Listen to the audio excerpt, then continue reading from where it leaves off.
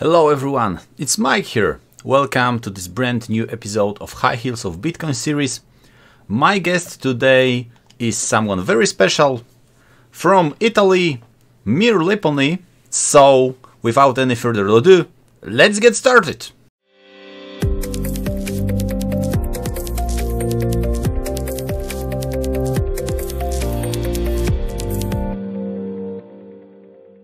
If I have to describe myself, I would say that when I was a kid, I wanted to be a pop star and a hacker.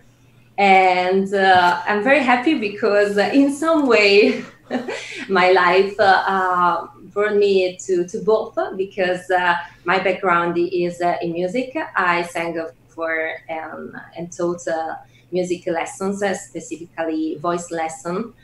For 10 years, and then I met Bitcoin around 2012, and then I decided that that was history in the making, and I wanted to be part of that.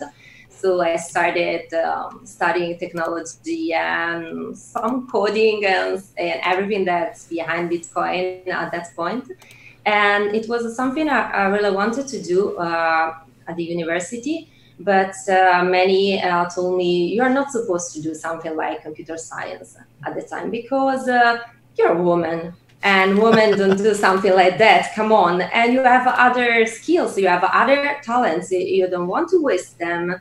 So I studied linguistics and then I studied musicology and then Bitcoin happened. So who cares about what people told me about that? So I'm very, very happy because I'm surrounded by people who are doing something that they really love and with technology, and they really believe in decentralization and rights and everything that's behind the cryptocurrencies. And I worked for I don't know. For some years at Blockchain Lab Milan, who was a very giant lab, physical lab that we have in Milan, and we worked at trying to meet the asymmetrical knowledge about Bitcoin from incumbents and experts. That was our job, and also I hosted the Bitcoin Milan meetup for many years, and I still host the Bitcoin Milan meetup. Right now virtually, of course. And right now I'm in the transition for a company what's called Satoshi Design. And our main goal is to bring design and communication skill and our knowledge about, but only for Bitcoiners. And so, yeah, we work with we already have some clients in Italy. And our idea is that we know what's behind blockchain and cryptocurrencies, and especially Bitcoin, and we can help you structuring a good communication with that. That's our goal. Let's see what happens. Yeah, it's great that you didn't give up. Besides, people told you not to go into technology because you're a woman. Yeah, at the beginning, I believed them. But at some point, I was like, come on, this is stupid.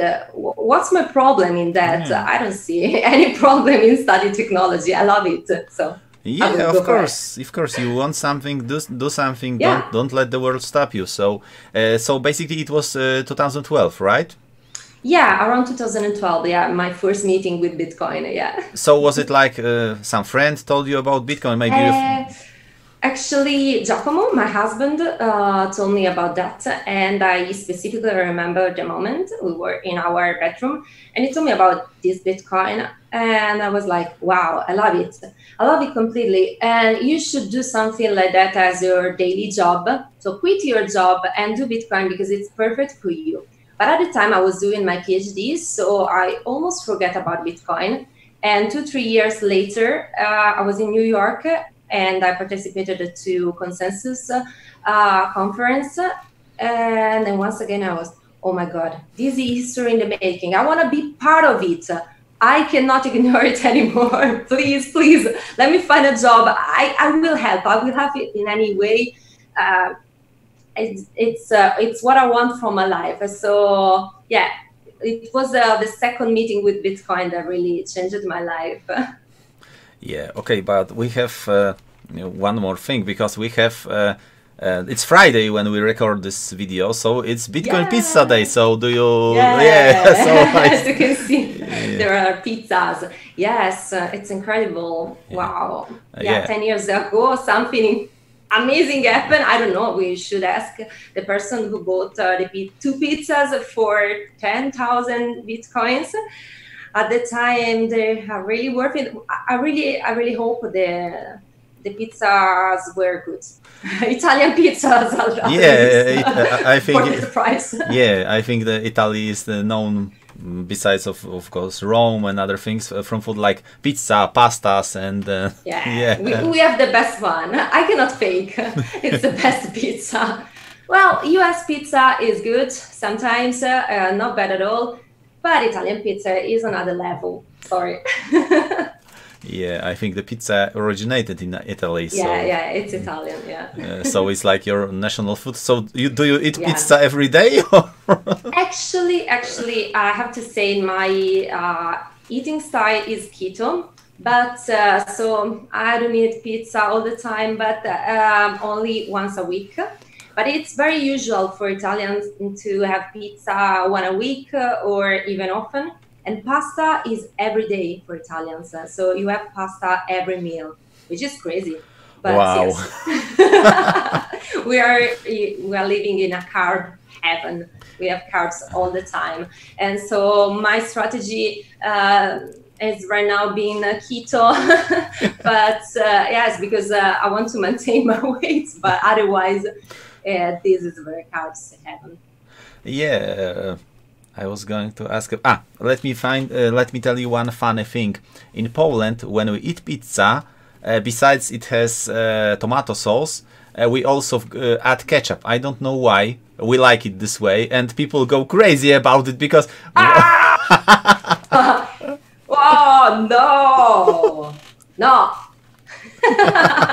It's plenty of people, not Italians, who are complaining of other people trying to ruin Italian food and tradition. But yes, we really react like this. What? Ketchup is not supposed to be over a pizza. You're ruining a pizza. No, please. Well, it's not only ketchup. There are different sauces like garlic sauce or some spicy. Yeah. Yeah, spicy. Well. Yeah, better, but ketchup, it's supposed to go with the French fries and nothing else, I guess. I have no idea why it happens, and basically it happens only in Poland as far as I'm concerned, so... I really hope so. All right, my next question is about your name, because when I saw your name, I thought, Mir? I've never heard about this before. What is it? Is it like Russian space station? It's normal. It's the normal reaction people has about my name. Is that even a name? It's not a name. It's a Russian word that my parents, my really Italian parents, really loved for the meaning, which is peace and the word. And they really want to name it after that. But we have two funny things to add. One is that the space station, many people think that I'm called Mir because of the space station Mir, but actually the space station is younger than me, so it's impossible. And the other one is that Mir is an Arabic name, is a male name. And the problem is that many people believe that I'm a guy, but especially if they don't see me, but they call me at the phone or write me letters or email, hello, Mr. Mir, and have to explain to everyone that, okay, this is Miss Mir, that's not a problem. And many people feel embarrassed for that. I'm not embarrassed. It's not a usual name. It's not even a name. But it's a good way to start with a small talk and build relationships. So I'm very proud of my name. It's very unique. Not easy because especially in Italy, many people try to change it in another way. I don't know why, just like Maria, Miriam, or whatever. They don't accept it just like that. They want to add stuff. And especially in the documents, it happens all the time. They are very creative, but I have to call and say, okay, but this is not me. You have to change it because this is not Mir. Are you really named Mir? Yes, I'm named Mir. M-I-R, nothing else, please. Yeah, just like on the screen you see below. All right, but you've told me one thing, that you are older than Mir. Mir launched on the 20th of February 1986 and yes, ended its career 1996. I don't believe it, because I can say that you were born after the Mir, not before. No. I am this year. I am 35 years old. So 25. 35. I cannot say it because for Italian it's impossible to say the TH sound, but I'm 30, 35. Yeah. Yeah. Yeah, I look at you and I say 25. But it's just like Italians are just like that. I don't know. We stay younger because we love to play all the time, and we are very lucky to live here. Before the lockdown, even luckier. And I guess it's part of genetics. My parents look so young, and they are in their 80s, and they look like they are in their 60s. So sometimes it's just luck. Oh well. I wish, even if you claim to be 35, I wish I was 35, because I'm a bit older. All right. Oh, you too. So, yeah, I'm 40. I'm 40. Really? Wow, that's great. Yeah, all right. You live in Italy, so I cannot skip this question, because I have to ask you about this whole COVID situation. How does it look like in Italy? Because in Poland we've heard things like people lying dead on the streets, no one is picking up the dead bodies or things like that. Yeah. Well, I have to say I'm just in the middle of everything happening in Italy, because I'm in Milan, so in Lombardy. And everything started here in Italy and still not solved in Lombardy. So even if right now Italy has come back and is at the lockdown, so they are talking about closing only Lombardy again, because more than half of the cases are happening here at the moment. So the situation is not perfect, but I have to say, looking from my window now, I can even go out. Situation is almost normal, but the difference is just like people are behaving very correctly, wearing masks everywhere. They are social distancing. So it's incredible how people reacted in a good way here, but still there is this menace of closing up everything again. During the weeks and the month of the emergency, the situation was very difficult, because we were locked down in our apartments and we didn't know what was happening in the hospital. But I have to say, nobody was dying in the street, and nobody was in the street. There was a giant silence, and our lockdown was really strict and in some way, I would say, not human, because we were closed up in our apartment for almost two months and a half. Kids weren't allowed to take a walk. It was terrible. But the situation at the hospital wasn't under control. But many people lost their lives especially in the area of Bergamo. Bergamo is something very unusual that happened there. Still, many things we have to understand, and probably there were many political complications too, and many things are still not clear. But it wasn't the apocalypse. It wasn't. Yeah. But I'm convinced that the lockdown and everything else and all the things there that happened during and that are happening now will cause a lot of damages too. So especially in the autumn, we will pay a very high toll, especially in in Lombardy and in Italy, and so the situation is still tragic, but maybe not for the health reason everybody was looking for. So I'm kind of scared for the situation here, especially because Milan and Lombardy are the engine of all Italy. So if you stop us, you are stopping everything in Italy. So even if the other areas are just like, oh, it's happening there, we are good. No, you are not good, because Lombardy is very important, and 10 millions of people are living here. Well, that means just like 1/6 of Italians are living here. It's not a very small region. Yeah, but I have to ask you one more question, because personally, I don't know anyone who died. In Poland, died just under 1,000 of people, so it's not a lot. I don't know anyone who died. I don't know anyone who got sick. We suspect that my friend had all the symptoms, but it was on the December, not March or so it was on the December. So I think the corona was much earlier than the all lockdown. Yes. And so, do you know anyone who died, or maybe do you know anyone who had not? The funny thing is, I'm living in the middle of this, and still know so few cases. I have a parent, I have a relative of a relative who died, but he was in his 80s, so kind of old.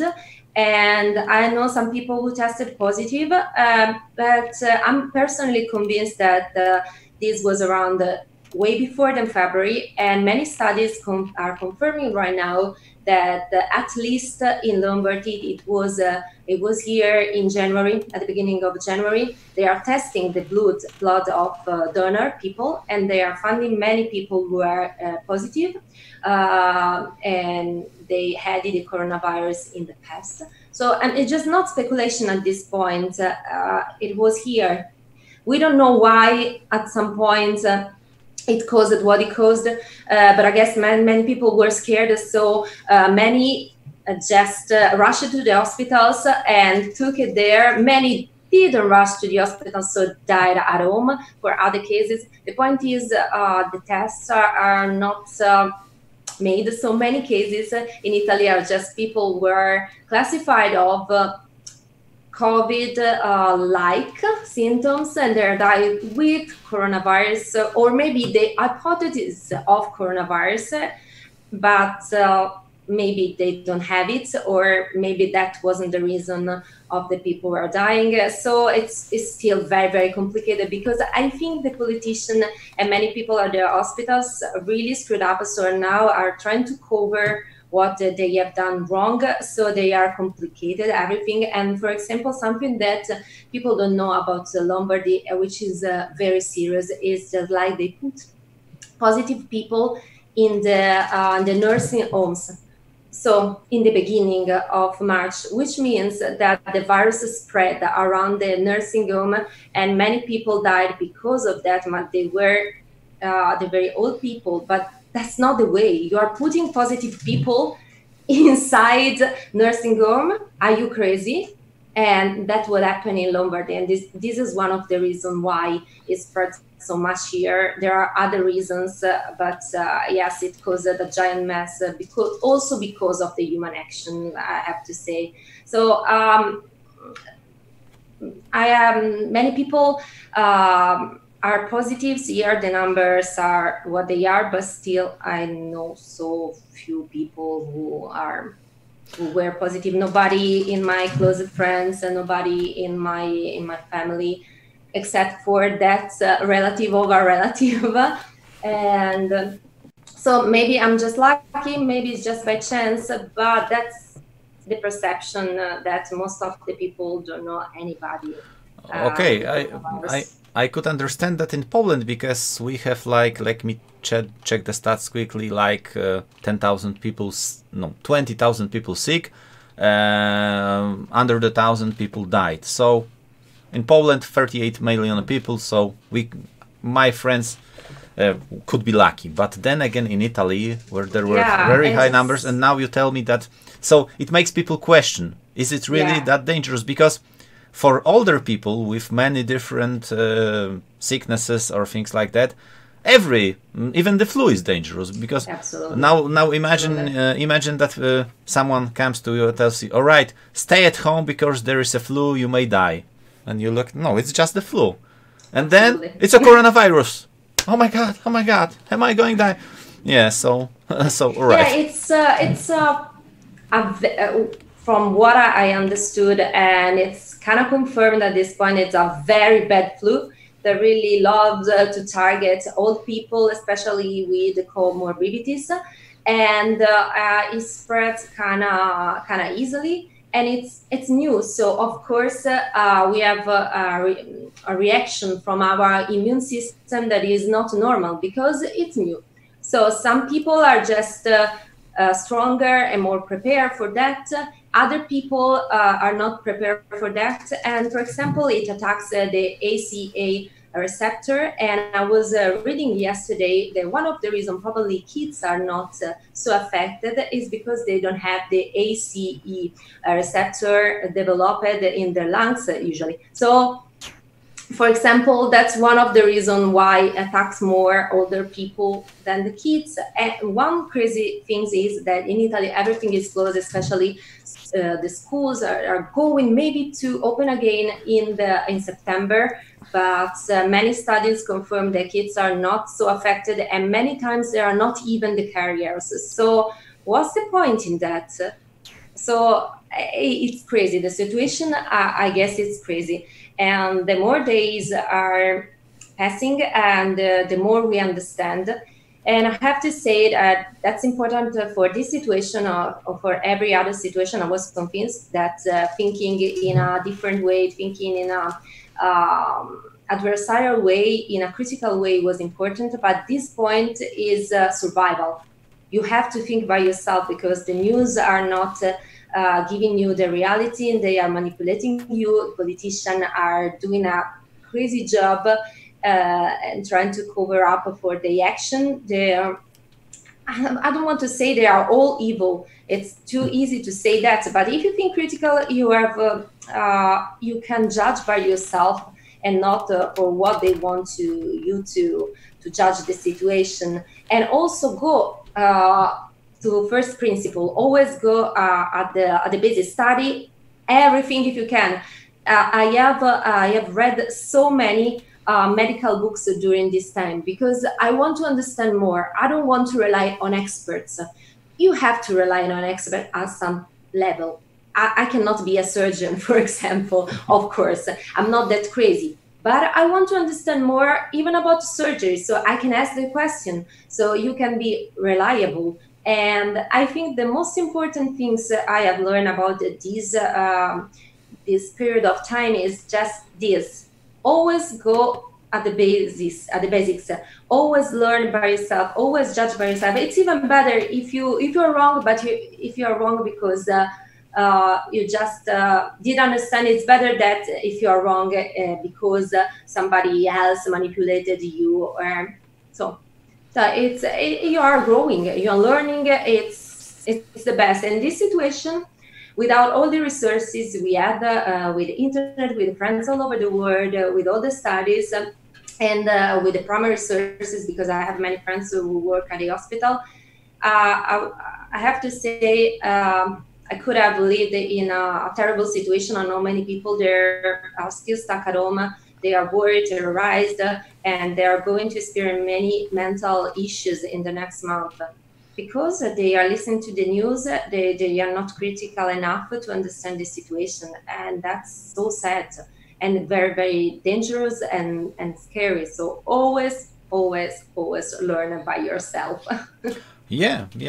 Use your mind. Think for yourself. Don't watch the TV and don't listen to what they say. But I will say you, to end this COVID topic, one thing. I am pretty sure the next year we will have COVID again, and there will be no lockdown. There will be no vaccine. Maybe there will be some medicines, and they will tell you, all right, it is just the flu, another type of flu. So in Poland, to add one thing, when we check the mortality rate year by year or month by month. In 2018, there were 10,000 people more dead than this year. So, wow. yeah. So, how deadly is it really?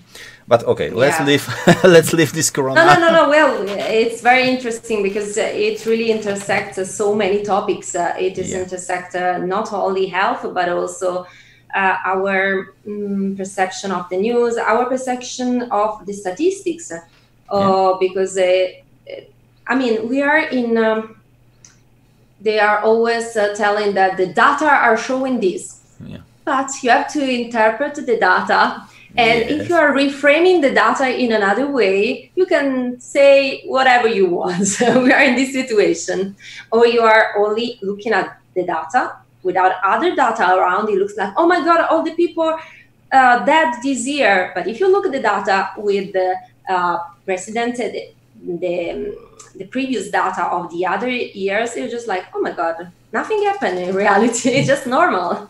Yeah, it's very easy to manipulate. I don't know, maybe you have seen this picture. There was this picture, two soldiers, one standing with the gun, his gun hanging, and it looks like he's pointing at the head of some refugee, and the other one is giving him a bottle of water. And then when you cut the other soldier, he's pointing at the refugee, and then the whole picture is they are helping him. So it's very easy to manipulate. Yeah. We have to be ready for that, and we have to build our tools of free people to understand what's going on. Sometimes we are wrong. Okay, that's okay, but those things are real.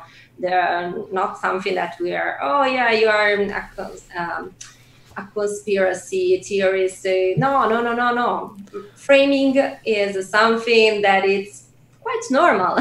Nothing bad with that. Sometimes we frame stuff all the time for job or with people we love, but framing at a very high level with politicians and media, it's very dangerous stuff. Yeah, I completely agree. Question everything. The truth will always defend itself. The truth will always come up. All right. Let me ask you about your YouTube channel, because I know you record in YouTube. Is like your primary social media, or maybe the Twitter is, or maybe both of them? Twitter is definitely my social media. I'm also on Instagram, but it's a very personal account. So usually I post what I'm doing today, whatever. And but on Twitter, it's the place where my opinions are. I'm really proud of all the followers I've got. I have no explanation for that, because there's nothing behind, just me and my thoughts. But I'm really happy for the people I know through Twitter, and I met through the conferences.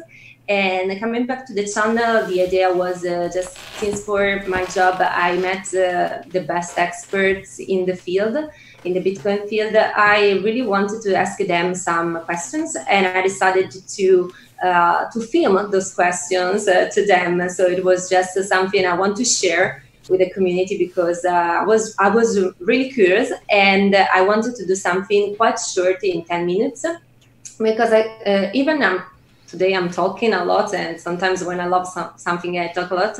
I really believe that many messages are great if they are in some way conveyed in synthesis. So it's very important if you can stay in 10 minutes, only one block, and then that could be enough. So I have the occasion really to have interviews with best people around. So I'm very, very proud of those interviews. And there are also some videos in Italian for 101 about Bitcoin. And I just want to, I think it's very important to also spread the word in your language, because many people are not familiar with the technology, but many are not familiar with English, especially in Italy. So they are not approaching Bitcoin, not only because it's something they don't care about, or they think that technology is something that they don't understand, but also for English. So if you speak in Italian, you can reach the Italians, of course, in a better way. So it's something that I do, but it really takes me a lot of my time and energy is translating books, articles, whatever in Italian. But right now it's I mean too many things to do. But I still strongly believe it's super important. I have very good explanation why people follow you. Let's assume I was the screen and as you watching High Heels of Bitcoin, you have two Twitter accounts with the same content. 95% of all people in crypto are male. There are more and more ladies coming, but it's slow. And then again, you see a Beauty and the Beast. Who do you think they will choose? Well, yeah. That's a point, but at some level, it's just like I feel that I have to demonstrate that not only some beauty, but there is also some contents, which is I'm totally okay with that, and it really makes me study more and really motivates me, and that's really important. It's really interesting. And I have to say that Bitcoin is a wonderful place because people are just treating me in a very polite way all the time. My experience is incredible. And I feel just like a body, but in a good way. Nobody is judging me because I'm a woman, I'm not a woman, whatever. And I have to add also that I look at the statistic of our Bitcoin virtual meetup at this point, Milan meetup, and it's 97% are guys. 97%. Basically, it's only me. It's crazy. I'm trying to do my best, but I think we have to go back really good, go back and make women to understand that technology is also for us. They are benefiting us too, and there's nothing so terrible, difficult, and it's not male dominated, or maybe it's just male dominated, but it's not because men in some ways are better or whatever. But it's something culturally. If we really believe, as I was saying before, people told me you are not supposed to do something like that. But when we believe that, personally, I believe that I'm not able of doing something like that, the damage has been made, because you really believe in that. You are not going to check by yourself all the stuff about technology, something that can really help the lives of people everywhere. And in my experience, the best way to do that, talking with women, is starting with the basis, starting with the whys of this technology. They understand the whys, and then they are curious enough to go deep and to learn and understand more. But if you start with the stuff, let's just like pure technology, I love pure technology, but it can be a barrier in some way. You have to start with practical ways to use cryptocurrency, but especially with the whys behind. We really need Bitcoin, and that's super easy. But you have to reach that point. They have to come to the meetup. They have to come to, and that's a personal decision. So you cannot do anything for that. You can only work, helping the education for everyone, and eventually many women will join, and slowly but steadily many women are joining.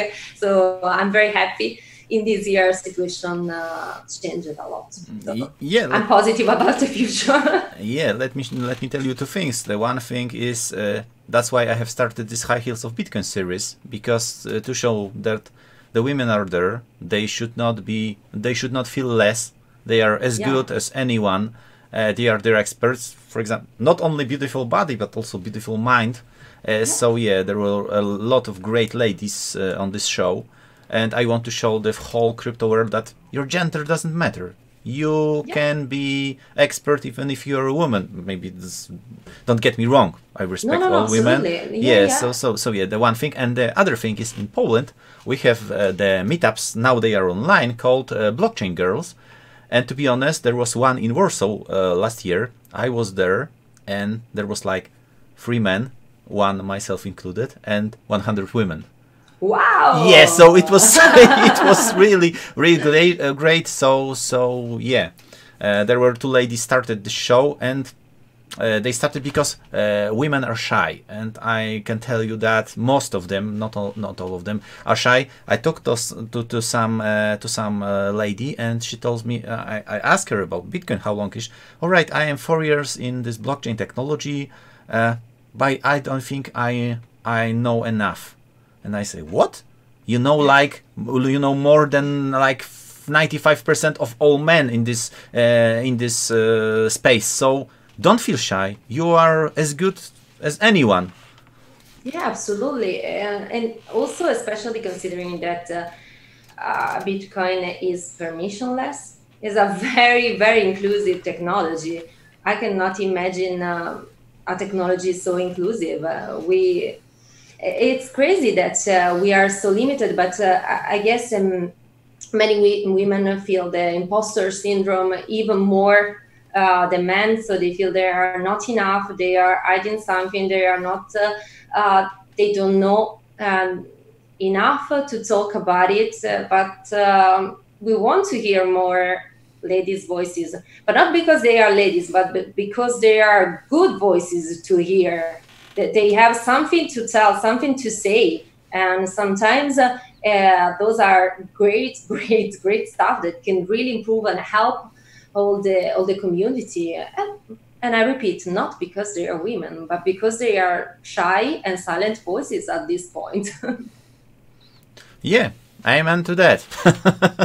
Yeah, you are doing a great job, and I really love the title High Heels because I think Bitcoin is sexy, so I like high heels, so it's a good analogy. Yeah, and there are some really great ladies on the top, like Catherine Coley from Binance US. There is I think Naomi Brockwell, I don't know if you are familiar with her, and many great ladies. So, all right, let's move to another question. Current market situation. Do you even look at the charts at the Bitcoin price? No, no. I don't care. Let me check for the price of today because I have no idea. Okay, not bad. Not bad. I'm just an hodler, so I just hodl and wait, and I don't care about trading. I cannot do it. I think I'm terrible, and most of the people are terrible, so they shouldn't do it. And I mean, the price is important, of course, but having been in this field for years, I feel just like it's not so relevant. I care for the technology behind, and so that's what really matters in the end. And I think it's stupid if you put every of your savings in Bitcoin, you're relying on the price. That's a problem. Yeah. You should have done something like that, at least to diversify, even in bad and terrible coins, just like fiat money or whatever, euro on dollars, whatever.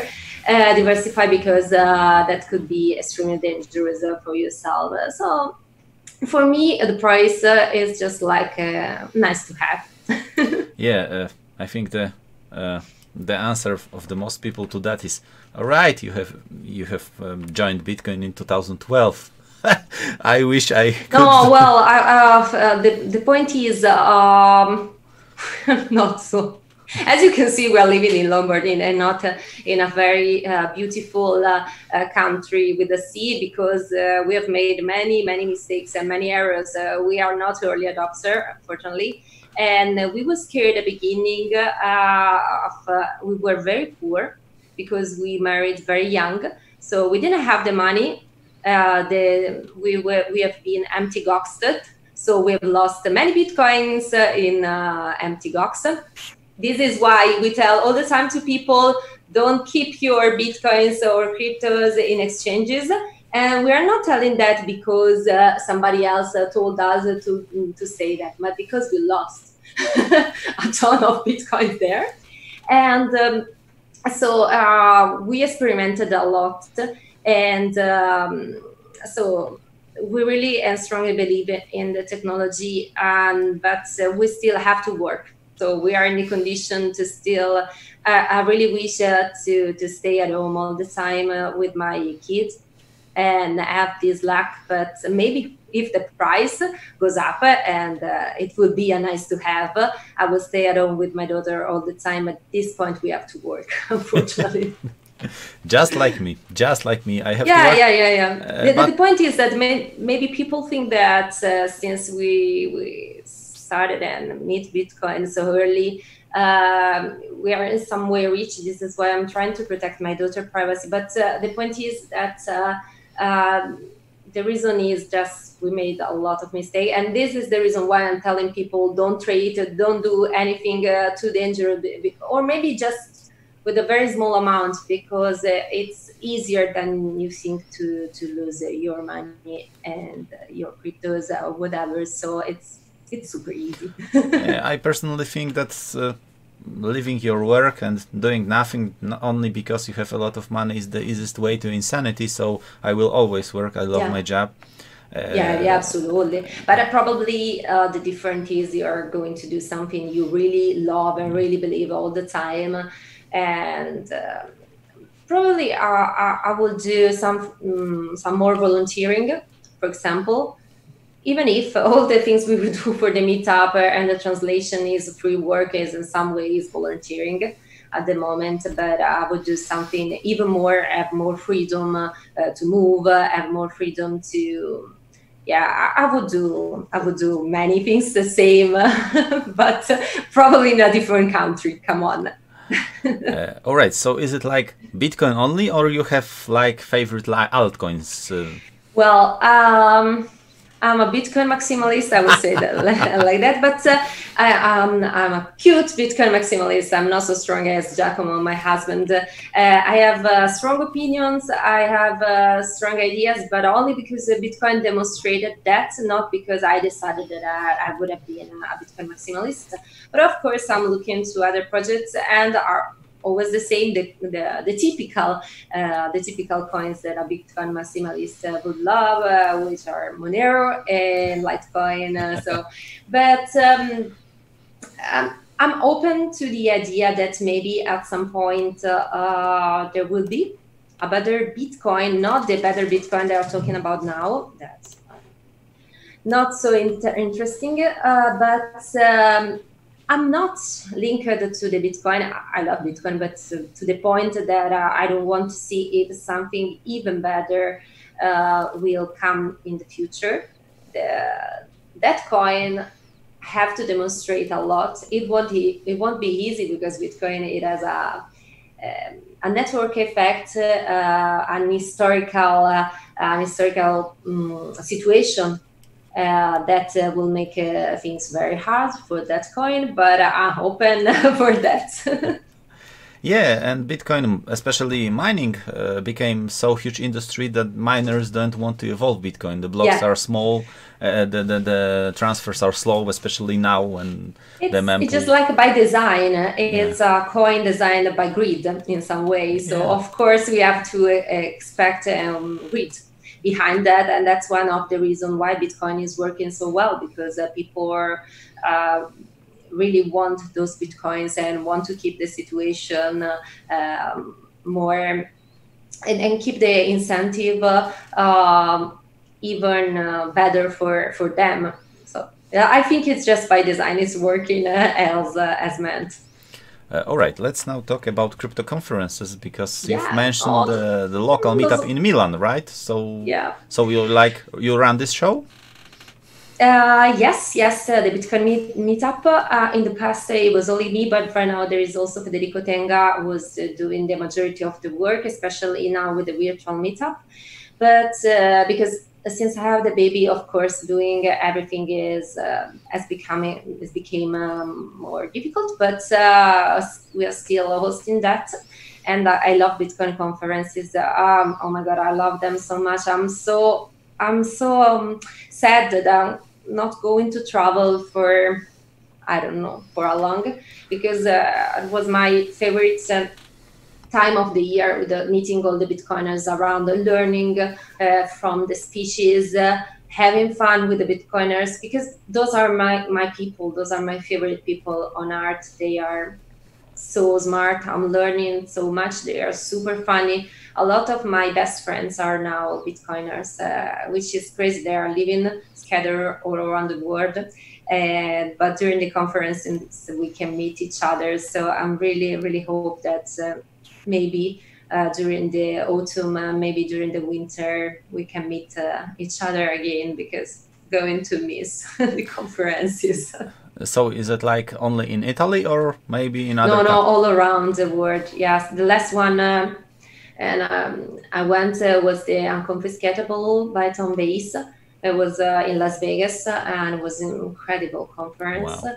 I really love being there. But I've traveled the world for Bitcoin conferences, especially Europe and the US.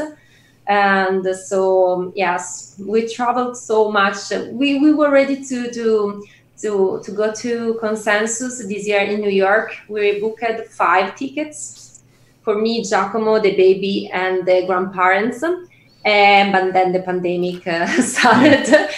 So the flight was between Milan and New York. As you can imagine, the flight in May didn't arrive. But yes, I was very, very sad. I really wanted to go to New York and meet people, with also my baby. But next time. Yeah, I know the feeling, because this March we were going, at the end of the March 27th, we were going to have InvestCAF's conference, is investment conference in Poland, in Krakow. And I was going to run a discussion panel called High Heels of Bitcoin. So Jessica Walker was coming from Malta Blockchain Summit, Crypto Sarah from UK, and 2 other ladies from Poland.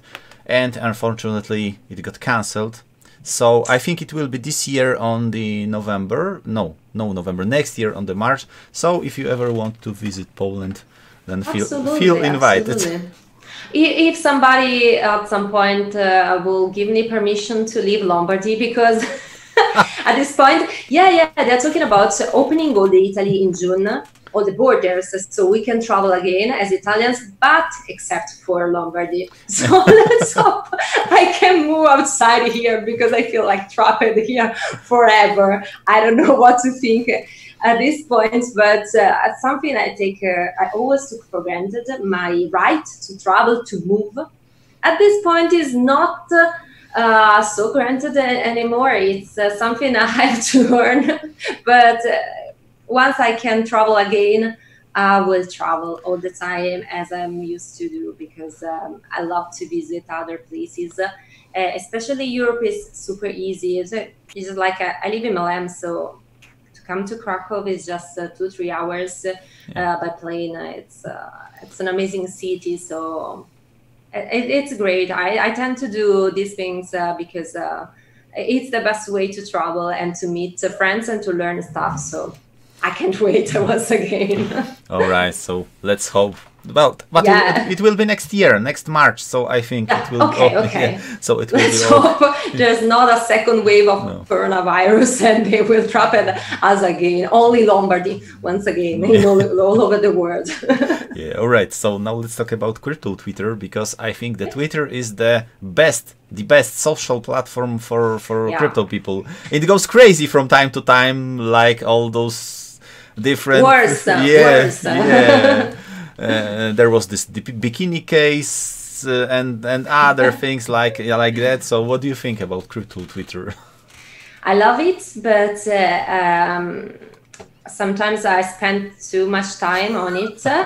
And really, at some point I was like, I'm a little bit wasting my time.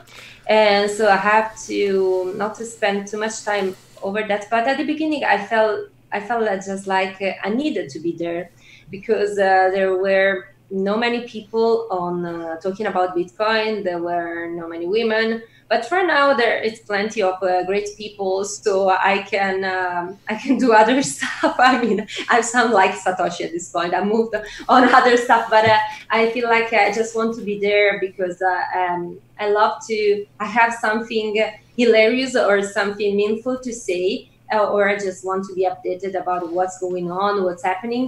But except for that, I think I spend less time than in the past. And I think that my productivity really, really improved. Yeah, it's sometimes super funny, sometimes super crazy.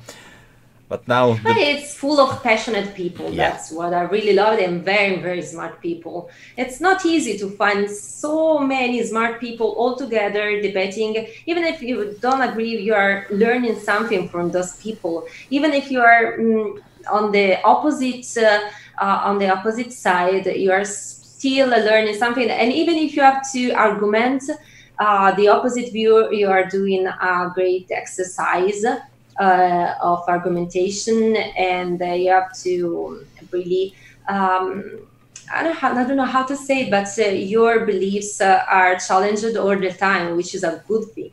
Yeah, but the problem of this world is that these days people tend to not like you because you don't agree to them. They hate they only want you to agree with them. If you don't agree to them, they are offended. It's crazy. Yeah, it's I think it's for two reasons. One is just like it's normal and in some way beneficial to have a sort of echo chamber.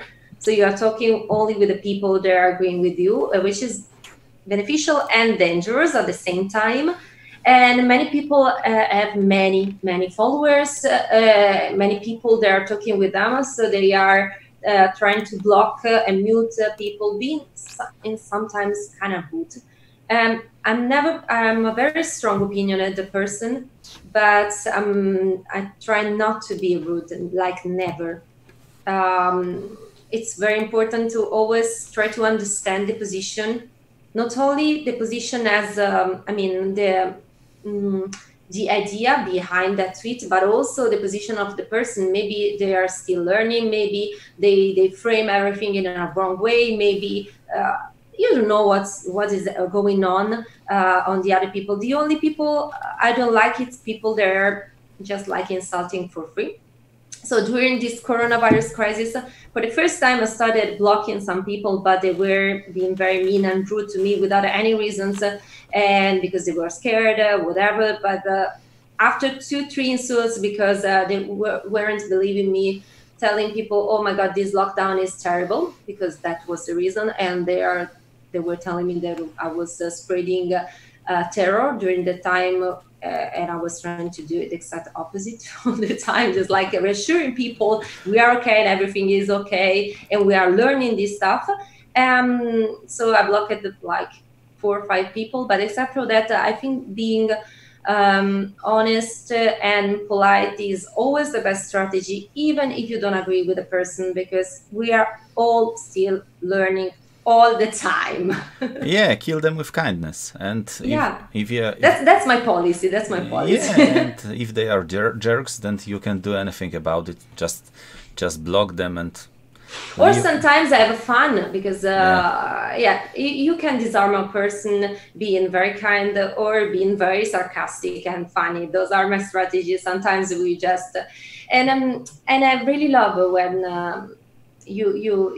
You try to understand what is going on, what the other people are trying to tell, and at the end you're both okay with that, and you agree to disagree, and you thank each other for the conversations, and that's the best. That's the best to me.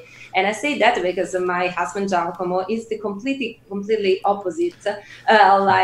Is a very, very let's say sweet person in life, but on Twitter is terrible. But even if we share the majority of the topics and the argumentation, I think our styles are very different because we are different people, of course. Yeah, obviously. All right, so now 3 more or maybe less recommendations of three ladies you can you can recommend for this show? I always look for the new interviewees. Well, I have to watch if you already interview them, but I would say the Toxic Ladies account have many ladies right now. It's a very nice account. I wanted to. My God, I know her by name, but I have to check exactly the hashtag. I really love Giulia. It's a very strong one. If you're Hydra, Giulia, if you haven't interviewed that, I really love to. She's the strongest one in the field. If you can, if you have the courage. I don't know if I would have the courage. Challenge accepted. I nominate Giulia, absolutely. She's the strongest one. I love her. And for example, Katoshi, have you already have her? No. A strong one too. You have to go for her. And she has this beautiful project. She's working for these 21st Citadel news paper. So I think that could be very interesting. Well, the last one, you should have Stacy Herbert. I interviewed her during Unconfiscatable. Oh my God, I love Stacy. That was my favorite interview of all the time. But I have so many women to tell you that I cannot even choose between them. It's crazy. They're doing a great job. They are so smart and beautiful at the same time, which is nice to have. So I just say three, but I will look in for some recommendation in the future. Also, Alexandra. Oh, I love Alexandra. You should interview Alexandra. It's so sweet. So, Alexandra, I will send you the handle because I'm not sure about the handle. I know them by the name. Oh my God! Yes. All right. And I will look at the interview. I will try to contact them, and if they don't have messages open, I will ask you to help. Yeah, absolutely. We can go through that. All right, now let's leave cryptocurrencies behind us, and I know it's a difficult time, but it's not the end of the world. So, what are your hobbies? What do you do when you are not in crypto? Oh my God, I'm a very I'm curious about everything, and sometimes I lose so much time. And at the moment, I'm very interested in cognition and the mental models, for example. So I'm studying a lot of psychology and a lot of philosophy. But I really love linguistic stuff too. I really love to start privacy, anonymity tools and topics, and of course music. And I still sing and I still play the piano, and so I really love to keep that artistic part of me. It's just very important to me. It's kind of problematic at the time because I spent so much time doing that, but I still consider myself very shy to go on the stage and sing and do that. But I think it's something completely different and really helped me balance everything. So there is technology, which is so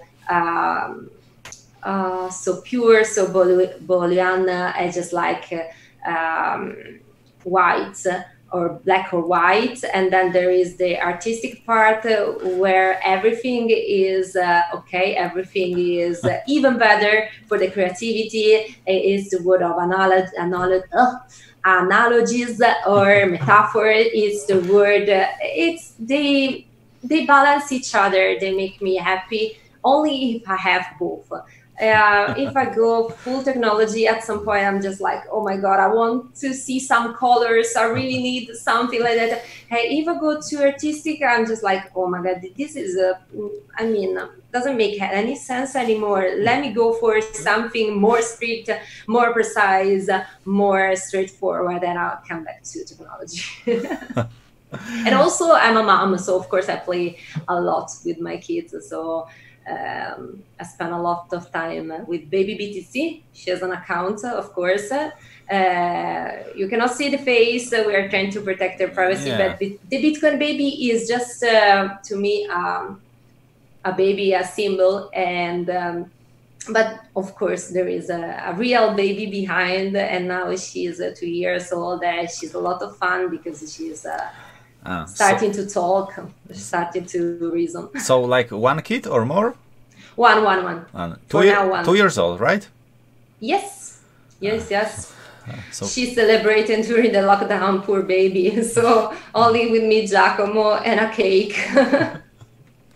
But that's okay. She's not going to remember so much, but she is still right? Yeah. So she is still very young. My son is 14, so oh my god. Yeah, almost as tall as me, and only 14. So all right, my last question for you today is about your plans. What do you plan for the future?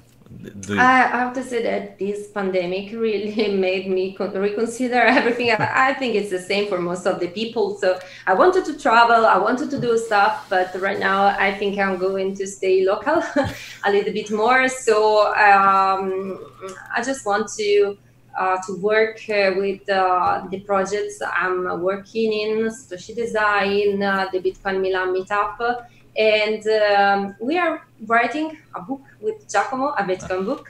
So it's still in a very early phase, but we are working on that. So stay tuned. We're going to have our book in probably 1 year. Let's hope before 1 year, but I'm not very optimistic considering our life. But 1 year, yes. So it will be in Italian or in English? No, it will be in English. All right, I will have to get it. So good luck with that. I'm keeping my fingers crossed. And that was my last question. So thanks so much for your time. Thank you for inviting me. I had a lot of fun, and thank you. Yeah, me too.